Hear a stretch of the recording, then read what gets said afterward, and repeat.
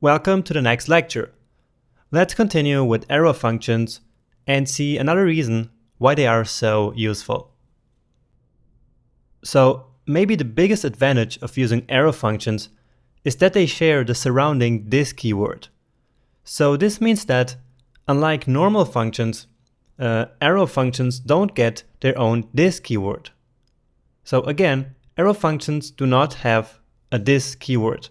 They simply use the this keyword of the function they are written in. And so we say that they have a lexical this variable. So let's now see how we can actually use that to our advantage. And now we're going to use one of these boxes here for the first time. So let's write an object with some properties, and then we will have also a function which will attach an event handler to this box here. Okay? So let's do that. And once again, I'm going to start by writing the ES5 version of this. So let's call this object box and box 5. And we're going to say the first property is color and it's green. Okay, so we're talking about this very first box here, okay? This, of course, is a comma. The position of that box is number 1. All right, so it's the first one. And then we also want a method here called clickMe. And let's just add a function. All right. Now what we want this method to do is to simply attach an event handler to this element here. So let's just quickly jump into our HTML file and see that it's this one. So it's with the class of green, okay? So how do we add an event handler? We say document.querySelector, right, to first selected element, and then add event listener. And we want this to happen on a click, because that's the easiest one. And then we add our callback, right? And we actually want something very simple here. All we want is to have an alert which says the color of the box, so in this case green, so it's stored in here, and the position, which is stored here. So let's start by creating a string. So I'm just going to call it string str. This is box number, and since we're writing ES5 here, I'm actually going to do it entirely in ES5, and so I'm going to use the plus sign here instead of the template literal. Okay, so I say this dot position, so box number 1, and it is, and then the color. All right, and then we can alert this string. Okay, so let's now call this method. So box5 dot clickMe. And as soon as this method is executed, is called, the event listener will be added to this element. So let's reload this. Now, do you think that this is really gonna happen the way that we intended it to work? Let's check it out. So I'm now going to click on this box here. And it says, this is box number undefined, and it's undefined. Okay, so why is this happening? Why is it not reading our values from this object here, so green and 1? And the reason for that is something that I said in the very beginning of the course. And that is that only in a method call, the this keyword actually points to that object. But in a regular function call, the this keyword will always point to the global object, which in the case of the browser is the window object. And that is exactly what happens here. So this clickMe method is a function attached to an object. So it's a method. And so in here, we have access to the color and the position by using the this keyword, right? But then this callback function that we have here in this event handler here is not a method, it's a regular function call. and therefore the this keyword here does not point to this box5 object, but instead it points to the window object. And of course, position and color are not defined in the window object. Therefore, what we have here is undefined for both of these. So some say that this is a bug in JavaScript, and others say that this is actually how it should behave. Now, a very common pattern to avoid this is to simply create a new variable in here and store the this variable in that new variable. So let's try that out. So let's say var, and we usually use a variable called self or that, and I prefer to call it self. And so we simply say self equals this. And then the self variable points to this. And so in here, instead of using this, we use self. And then we basically stored the this variable here in this new variable so that we can then use it in the rest of the function. So this is kind of a workaround, kind of a hack to avoid this situation that in this function call here, we don't have access to the box5 object. Okay, so let's now run this again. Click here, and now it works. Now it says this is box number 1 and it's green. All right, so remember that in the beginning I said that with arrow functions, they actually share the surrounding this keyword. So let's see how we can use arrow functions in order to avoid this hack here, right? Let me just go ahead and copy all of this. Actually, there's no need to write it all again. So it's ES6 now. I'm going to call it box6 and call box6 here. And now it's not a var, it's a constant. So let's say const. And we don't use this. Okay. Because now what we're going to do here is to use an arrow function instead of this anonymous function here. So let's get rid of this. And remember that when we don't have any arguments, or if we have more than one argument, we have to specify the parentheses. So we do that, then the arrow, and then our function body, which is this. And it's actually as simple as this. So now in here we have a function that shares the this keyword with its surrounding. So with the click me method here. And we know that in here, the this keyword points to the object. So now in here, we can actually use the this keyword, right? So let's get rid of this one here. And let's run it. And I'm going to click now. And here it is. So this is box number 1 and it's green. So now by using the arrow function, we really have access to the this keyword of this method here. Because again, the arrow function shares the lexical this keyword of its surroundings. So if you want to start using ES6 and arrow functions today, then the best practice is to actually always use arrow functions when you need to preserve the value of the this keyword, such as we did here. So using arrow functions here was very useful, right? Let me just show you another scenario here. Let me copy this again and get rid of this one.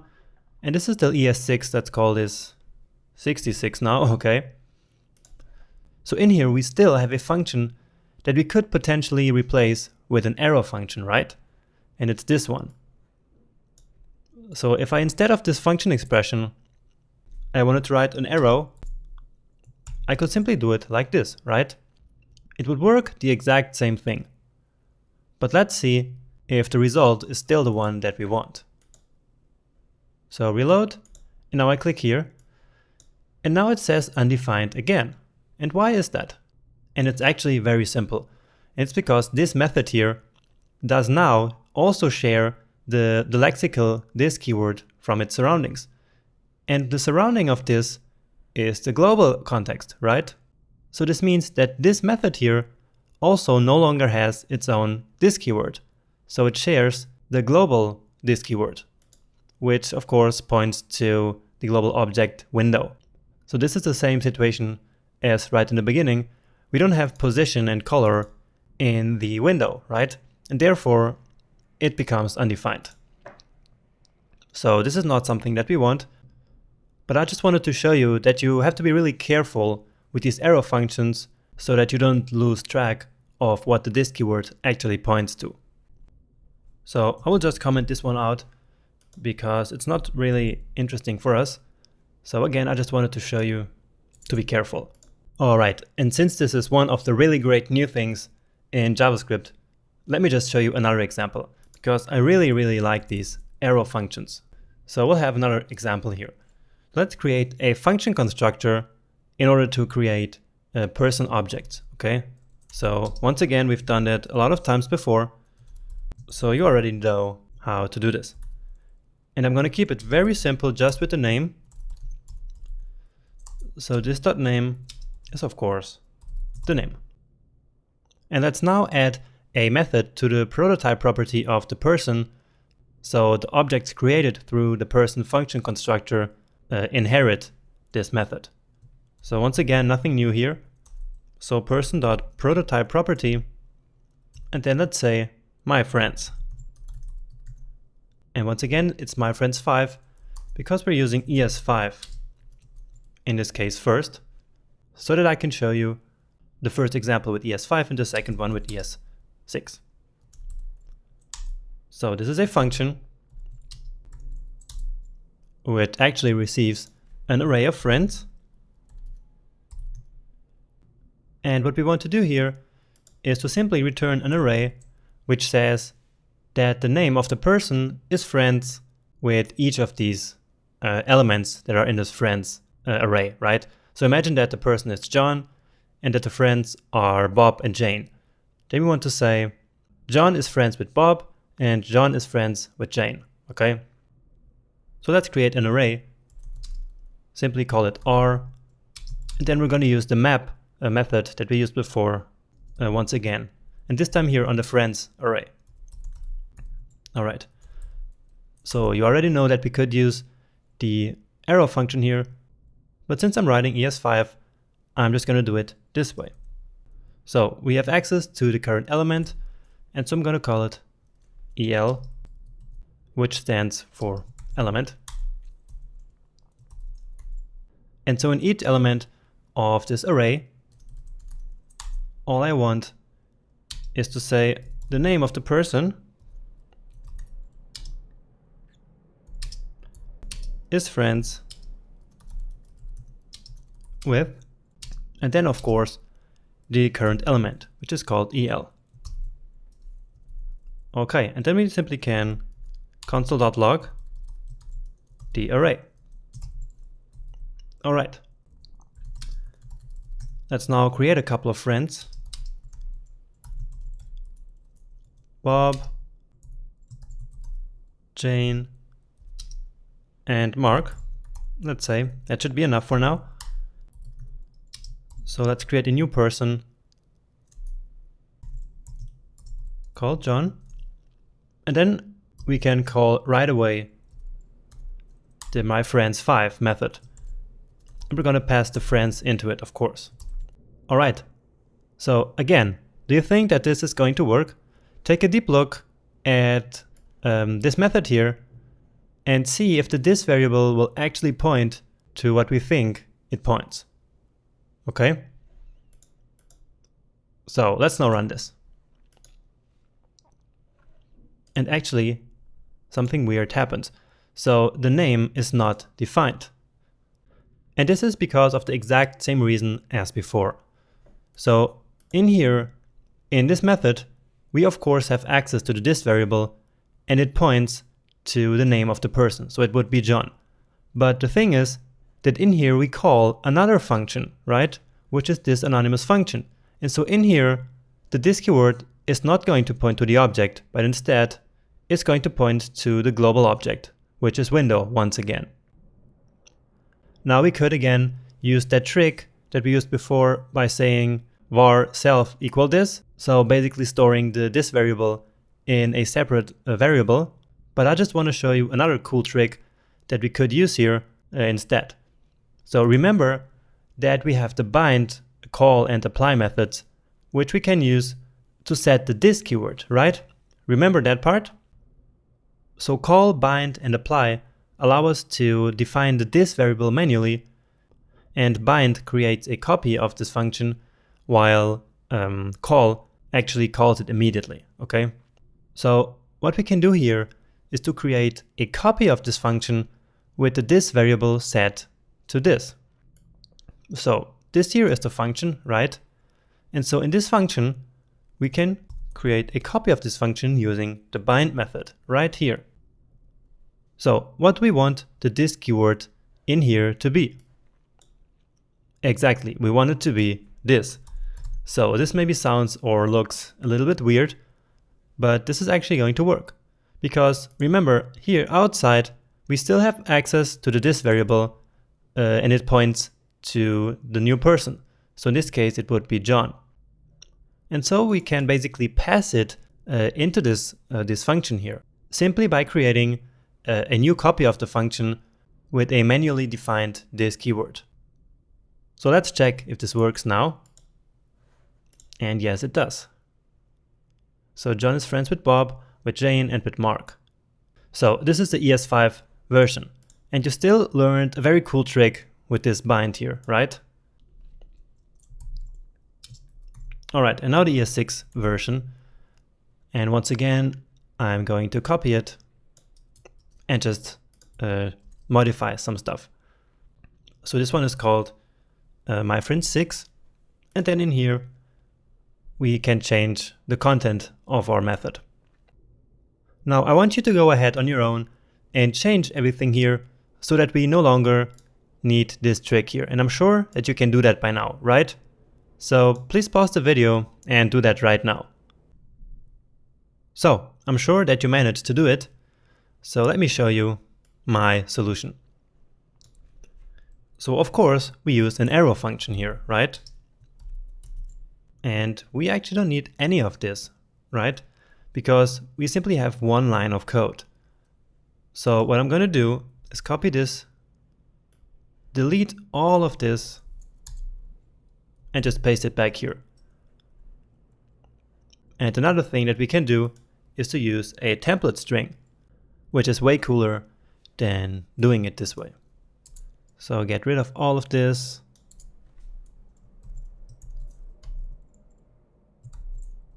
So I'm missing the backticks here, okay.